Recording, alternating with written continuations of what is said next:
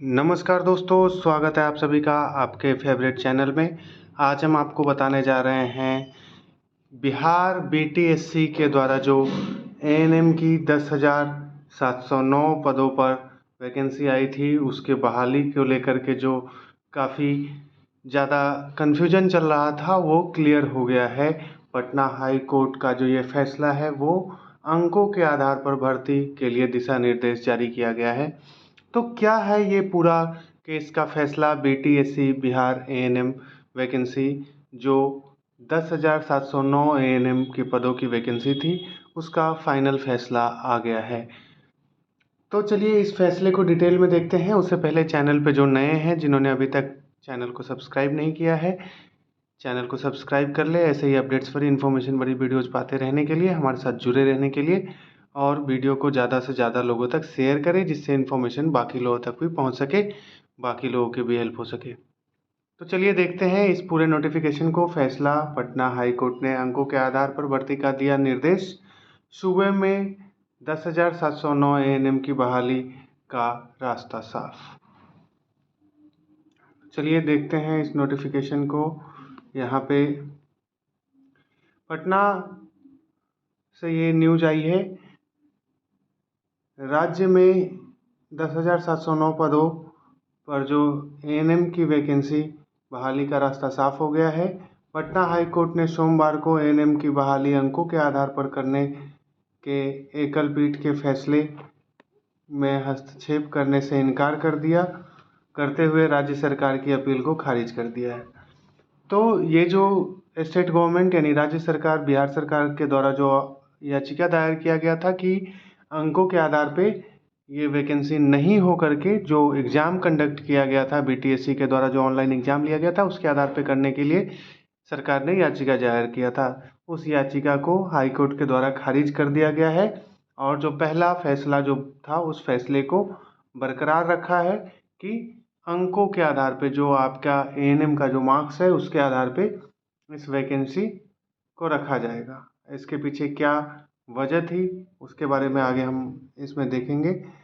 मुख्य न्यायाधीश न्यायमूर्ति के विनोद चंद्रन और न्यायमूर्ति हरीश कुमार की खंडपीठ ने गत 18 अप्रैल को सभी मामलों पर एक साथ सुनवाई के बाद अपने आदेश सुरक्षित रख लिया था। गौरतलब है कि गत 1 मार्च को हाईकोर्ट के एकल पीठ ने अंकों के आधार पर एएनएम की बहाली करने का आदेश दिया था। न्यायमूर्ति मोहित कुमार शाह की एकल पीठ ने 69 पन्ने के आदेश में बिहार तकनीकी सेवा आयोग के 19 सितंबर 2023 के नोटिस को निरस्त कर दिया था। कोर्ट का कहना था कि एएनएम की बहाली बिहार महिला स्वास्थ्य कार्यकर्ता एएनएम कैडर नियमावली 2018 के नियम 7 के तहत ही होगी। लिखित परीक्षा कराने का दिया था निर्देश। एएनएम की बहाली के लिए पूर्व में दिए गए हाईकोर्ट के आदेश के आलोक में एएनएम के 10,709 पदों पर बहाली का सरकार ने विज्ञापन संख्या 7/2022 प्रकाशित किया था। इसके बाद चयन प्रक्रिया एएनएम नियमावली 2018 के आधार पर शुरू की गई। इसी बीच राज्य सरकार ने नियमावली में संशोधन कर लिखित परीक्षा के आधार पर बहाली करने का नोटिस जारी किया। इस नोटिस की वैधता को हाई कोर्ट में चुनौती दी गई।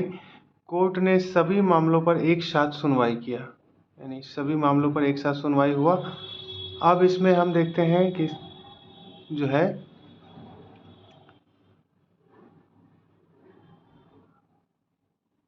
18 अप्रैल को सभी मामलों पर एक साथ सुनवाई के बाद कोर्ट ने सुरक्षित रख लिया था फैसले के बाद पुराने नियम के तहत ही एएनएम के पदों पर बहाली होगी। बहाली प्रक्रिया के बीच में ही राज्य सरकार ने नियम में किया था बदलाव। तो ये मेन पॉइंट्स थे यहाँ के। परीक्षा की जिम्मेवारी बिहार तकनीकी सेवा आयोग को मिली थी। याचिकाकर्ताओं के वकील ने हाईकोर्ट को बताया कि सरकार द्वारा एएनएम की इस बहाली के लिए अंकों का निर्धारण किया गया था। इसके तहत एएनएम कोर्स परीक्षा के लिए 60 अंक, हायर कोर्स के लिए 15 अंक और राज्य सरकारी के अस्पताल में कार्यरत के लिए 5 अंक प्रति वर्ष या अधिकतम 25 अंक निर्धारित किया गया था।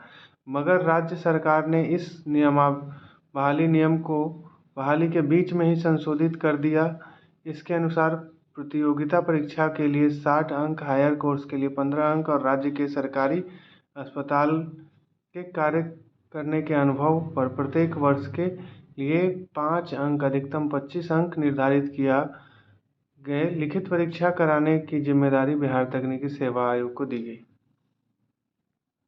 अब चलिए यहाँ पे देखते हैं कि कोर्ट ने बिहार सरकार की अपील को खारिज किया। तो खारिज किया, इसमें क्या कहा गया है? एकल पीठ ने आदेश में कहा कि एएनएम की बहाली पुरानी नियमावली 2018 के नियम 7 के तहत ही होगी और पुराने नियम के तहत अंकों के आधार पर अंतिम मेगा सूची तैयार करने का आदेश दिया। एकल पीठ के इस फैसले को अपील दायर कर राज्य सरकार ने चुनौती दी थी और राज्य सरकार का यह कहना था कि सरकार को बहाली नियम में संशोधन करने का अधिकार है। वहीं एएनएम उम्मीदवारों के वकील का कहना था कि बहाली प्रक्रिया के बीच में संशोधन नहीं किया जा सकता। कोर्ट ने सरकार की ओर से दी गई दलील को नामंजूर करते हुए अपील को खारिज कर दिया। हाई कोर्ट के इस फैसले के बाद पुराने नियम के तहत ही एएनएम के 10,709 पदों पर बहाली का रास्ता साफ हो गया। तो ये पूरी जानकारी थी जो बिहार बीटीएससी के 10,709 पदों पर जो एएनएम की वैकेंसी है उसको लेकर के ये रास्ता साफ हो गया है। अब जो है ये डॉक्यूमेंट वेरिफिकेशन जो होना है वो नंबर के आधार पे जो मेगा सूची बिहार के जो बीटीएससी के ऑफिशियल वेबसाइट पे जारी किया जाएगा और उसके बाद डॉक्यूमेंट वेरिफिकेशन होगा और फाइनल रिजल्ट जारी किया जाएगा और फाइनल रिजल्ट जारी करते ही उनको जिला आवंटित कर दिया जाएगा, पोस्टिंग कर दी जाएगी। तो ये पूरी प्रक्रिया होगी और इससे रिलेटेड जो भी अपडेट और भी आगे आता रहेगा आपको हमारे चैनल के माध्यम से सारी अपडेट्स आप तक पहुंचती रहेगी। उसके लिए आपको चैनल को सब्सक्राइब करना है और बेल आइकन को प्रेस करना है ताकि आपको नोटिफिकेशन मिलता रहे और सारी अपडेट समय पर आपको प्राप्त होती रहे। तो इसमें देख लेते हैं एक बार मुख्य पॉइंट क्या क्या थे। पटना हाई कोर्ट ने अंकों के आधार पर भर्ती का दिया आदेश। सूबे में 10,709 एएनएम की बहाली का रास्ता साफ। 18 अप्रैल को सभी मामलों पर एक साथ सुनवाई के बाद कोर्ट ने सुरक्षित रख लिया था फैसला। फैसले के बाद पुराने नियम के तहत ही एएनएम के पद पर बहाली होगी। बहाली प्रक्रिया के बीच में ही राज्य सरकार ने नियम में किया था संशोधन, जिसके कारण राज्य सरकार की दलील को खारिज करके पुराने नियम जो कि 2018 के नियमावली के नियम 7 के तहत अंकों के आधार पर ही अंतिम मेगा सूची तैयार करने का आदेश दिया गया है। और एकल पीठ के इस फैसले के अगेंस्ट में जो बिहार सरकार ने अपील दायर की थी कोर्ट में, तो उस अपील को खारिज कर दिया गया है और एएनएम का जो सूची है वो अंकों के आधार पर होगा। और ये अंकों के आधार पर किस तरह होना है? तो एएनएम कोर्स की जो परीक्षा है उसके आधार पर 60 अंक और उसके अलावा हायर क्वालिफिकेशन जैसे कि जीएनएम, बीएससी, एमएससी अगर किसी ने कर रखा है तो उसको 15 अंक मिलेंगे। और राज्य के सरकारी अस्पताल में कार्यरत होने की स्थिति में जो अपना एक्सपीरियंस सर्टिफिकेट लगाएंगे, जो सरकारी अस्पताल में कॉन्ट्रैक्ट पे काम कर रहे हैं, तो उसके प्रत्येक वर्ष के 5 नंबर के हिसाब से अधिकतम 25 अंक एक्सपीरियंस के आधार पे होगा। और ये कुल मिलाकर के 60 + 15 + 25 के आधार पर इन सभी का जो अंक होगा उसके आधार पे जोड़ करके फाइनल मेगा सूची जारी किया जाएगा।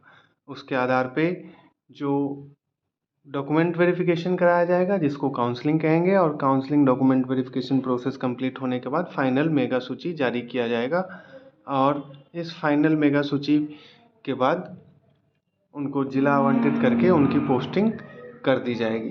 तो ये थी पूरी जानकारी। आशा करते हैं आपको हमारे द्वारा दी गई जानकारी यूजफुल हुई होगी। ऐसे ही अपडेट्स पर इन्फॉर्मेशन भरी वीडियोज पाते रहने के लिए चैनल को सब्सक्राइब करें, वीडियो को ज़्यादा से ज़्यादा लोगों तक शेयर करें, जिससे इन्फॉर्मेशन बाकी लोगों तक भी पहुँच सके, बाकी लोगों की भी हेल्प हो सके। बहुत बहुत धन्यवाद। जय हिंद। Thank you.